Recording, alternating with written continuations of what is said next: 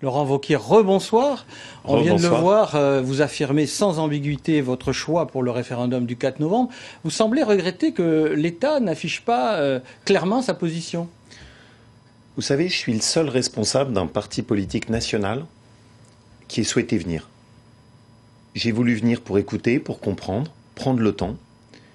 Et parce que pour moi, c'est important d'être aux côtés des habitants de Nouvelle-Calédonie dans ce moment. De leur dire, vous n'êtes pas seuls. On est à vos côtés. Et j'ai voulu que ma parole à moi soit claire. Une parole pour la Nouvelle-Calédonie française. Et je pense que c'est pas normal que le président de la République, lui, n'ait pas clairement dit sa position. Parce que je suis convaincu que dans ce moment-là, on a besoin de clarté. Pas d'élus politiques qui feintent ou qui cherchent à tout dire en même temps. Justement, dans votre camp politique, les paroles sont-elles aussi claires partout, Ah oui, ici en Calédonie?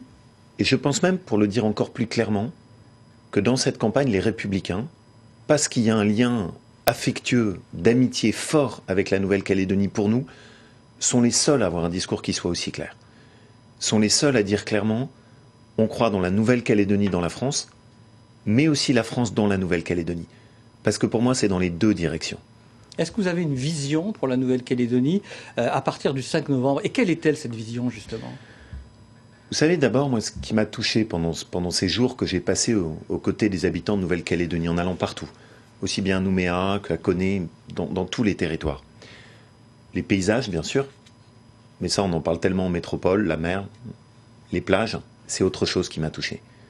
Moi, ce qui m'a touché, c'est les gens. C'est la richesse des caractères. Ce qui m'a sans doute le plus marqué, c'est cet échange avec des jeunes. J'avais en face de moi une jeune de Lifou, un jeune qui était venu de Ouégoua pour venir me voir, des étudiants de Nouméa, une étudiante dont la famille était arrivée du Vietnam. Et ce qu'ils m'ont dit qui m'a le plus marqué, Laurent, on est plus français que les Français. Mais il y a aussi des chefs d'entreprise. Qu'est-ce que vous leur dites? Et qu'est-ce que le président Macron a parlé d'un axe indo-pacifique? Est-ce que vous inscrivez dans cette vision-là? Vous m'interrogez sur cette question de quelle est ma vision pour la Nouvelle-Calédonie. Ce que je pense, c'est que ça fait des années que toute l'énergie politique de la Nouvelle-Calédonie est prise par ces sujets de compétences, d'institutions, d'indépendance. Je veux que le référendum permette de tourner cette page, avec un non massif, clair et net à l'indépendance. Parce que ce qui me frappe, c'est qu'on n'aborde pas les autres sujets. La question de la sécurité, sur lequel le président de la République a rien dit. L'avenir des enfants de Nouvelle-Calédonie, avec un taux de chômage qui a fortement monté. La question de l'éducation, pour faire en sorte que les jeunes, quelle que soit leur origine familiale, aient la chance de réussir. C'est ça pour moi qui compte. Et les indépendantistes, vous parlez encore avec eux après le 5 novembre? Vous savez, ce scrutin, il ne doit humilier personne. Et j'ai souhaité, pendant mon séjour, pouvoir rencontrer les responsables indépendantistes, par respect pour les positions qu'ils défendent. Mais il y aura un avant et un après. Et si, comme je l'espère, il y a un rejet massif de l'indépendance, on ne pourra pas faire comme si les habitants de Nouvelle-Calédonie ne s'étaient pas exprimés. Et donc, il faudra aussi qu'on passe à autre chose. Pour autant, vous ne pourrez pas oublier la question coloniale. Vous savez, là-dessus, et là encore, je veux vous répondre. Quand vous discutez avec un agriculteur de Boulou-Pareil, qui a son grand-père qui est enterré là, quand vous échangez avec un jeune Kanak, est-ce qu'on va continuer à ressasser les questions de la colonisation? Ça date d'il y a 150 ans. Il y a des choses terribles, et il y a des choses très belles qui ont été faites.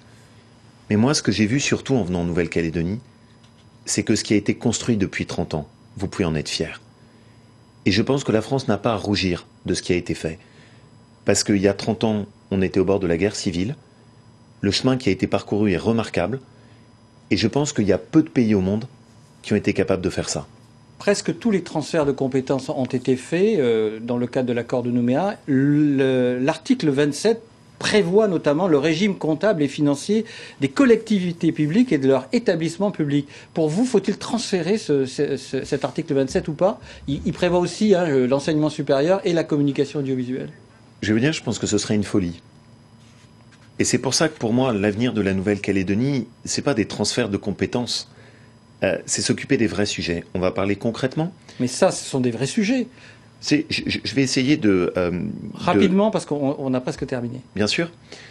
Vous prenez une collectivité, une commune de Nouvelle-Calédonie. Plus de la moitié de ses ressources est apportée par la France. Pour investir dans les routes, les écoles, continuer à progresser.